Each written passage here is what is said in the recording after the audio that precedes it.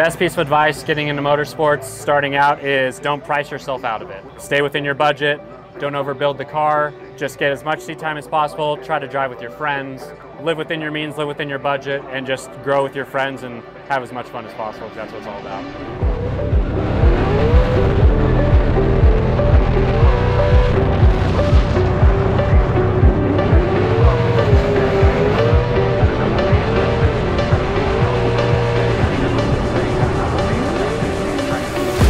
What up everybody, Travis here. We're at gorgeous Lime Rock Park in Connecticut for Grid Life Circuit Legends.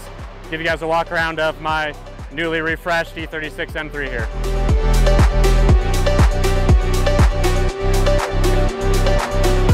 So this car being a actual M3, used to have the S50 in it, it's a 95 car. That thing died a while ago. We ended up going with a very basic LS. Suits my driving style. I have a ton of parts from the FD car laying around, so it kind of made sense. This is just a super mild aluminum 5.3. It is 360 wheel, 380 foot-pounds, so just enough to party. And yeah, super basic, L6 intake, stock rotating assembly. I built the headers, I built the mounts, stock radiator, all that good stuff. So try to keep it as serviceable and factory as possible. Yeah, keep this thing ripping. One of my favorite parts of the car. We were lucky enough to snag a pair of these Mark 1s from Koenig and their aero discs. SLR angle kit, Fortunato coilovers, all that good shit. And down the side of the car, auto handler, fenders front and back. Obviously finished this car back in the Dakar Yellow. We got to keep it true to its form. Came Dakar, got to leave it Dakar. Even though I'm a red or dead guy, you can't apple a banana. So we're gonna stick with that. The other cool thing about this car is I want to make sure it was complete as possible. When we painted the thing, we did interior, engine bay, redid the wheel wells. Of course, we're not going to leave out the trunk. So trunk is freshly painted as well. We got some radium goodies in there. We got a surge tank, got their fuel filter set up, backed up to these cage kits perches for the roll cage. Yeah, nice and clean. Try to keep the dirt out of it. Try to keep it out of the wall. A few drift cars at home, you end up with a bunch of sets of wheels. This car, we mix and match. I have the heliograms on the back. These are actually the fronts off of my FD car because the offset fits perfectly here. So a lot of the tires that we use the front scrubs off the FD car for the rear on this car, but I mix it between heliograms, got some hypergrams in the trailer, Mark 1s on the front, all that good stuff. So we like to mix and match, keep it rolling, keep it fresh. If I have to pick one, I really like, I like the heliograms for the rear, but obviously the aero disc is my new favorite for the front. So we can't really put them on the back because you can't screw that thing off and on, change wheels over and over again, but it's more of a cool looking thing on the front. Front wheels spin a little slower than the rear and drift, so it's I don't know, it's a cool piece.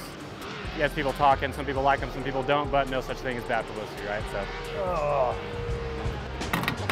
all the electronics, Link ECU of course, Link keypad, Link PDMs, got anti-gravity battery tucked up under the dash, nice fiberglass dash here, panic dash display, cage kits cage. Yeah, just nice and simple, nice and clean. Everything's fresh paint, stock pedals, stock kind of shifter assembly because we use the ZF, so everything from the engine back is factory M3. Nameless handbrake, of course. And yeah, keep it clean, keep it nice. This NRG wheel, it's just an aluminum guy.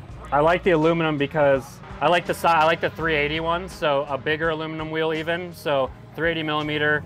It slows the steering down. Drift cars are usually really twitchy because of the angle kits, so I like to slow it down with a big wheel. The lightweight of the aluminum is sweet, and then on top of that, it really resonates any vibration through the car and through the steering column. So if anything's wrong, I can feel everything in the track a lot better through an aluminum wheel. It's something that I tried out this year for the first time, and I'll probably end up putting an aluminum wheel in the race car. You know, it pings, like if something's vibrating, something's weird, if you huck a rock or something, like you can feel everything in the wheel. It's super nice. So, but yeah, lightweight in mind, not a lot of horsepower in this car. Like I said, 380 wheel. We got it around 2,600 pounds. So the power to weight ratio is good. And if you keep the weight out of it, you kind of keep the wear and tear off the car and tires last longer and all that good stuff.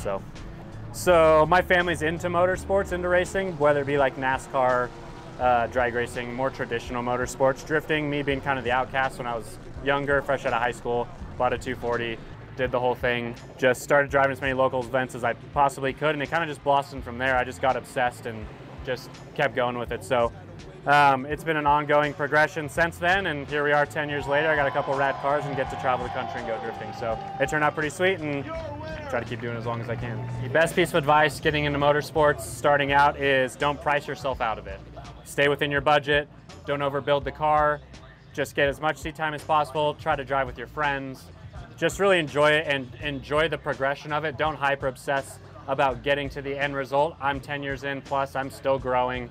So just get the seat time, live within your means, live within your budget, and just grow with your friends and have as much fun as possible, because that's what it's all about. As far as sim racing goes, I love the simulator for drifting, for the basics, basic hard control, locking in your visuals. If you can drive a car through a track well just off vision without having the G-force, without having the load, the wind, all that stuff, all those other senses, when you jump in a car, it does help.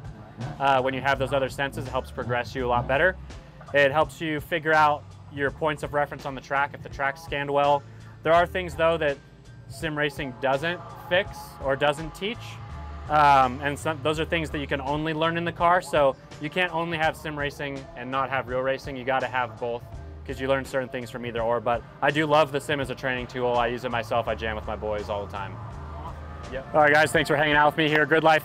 Thanks for walking around the Banana with me. It's been a killer car. Stoked to bring you guys as much content throughout the rest of the year as I can with this thing. Thank you, Koenig. Thank you all my other partners for getting this build together and letting me come out here and jam with everybody. So catch you guys next one, probably Laguna if you guys are out in that area. Thanks for coming out, and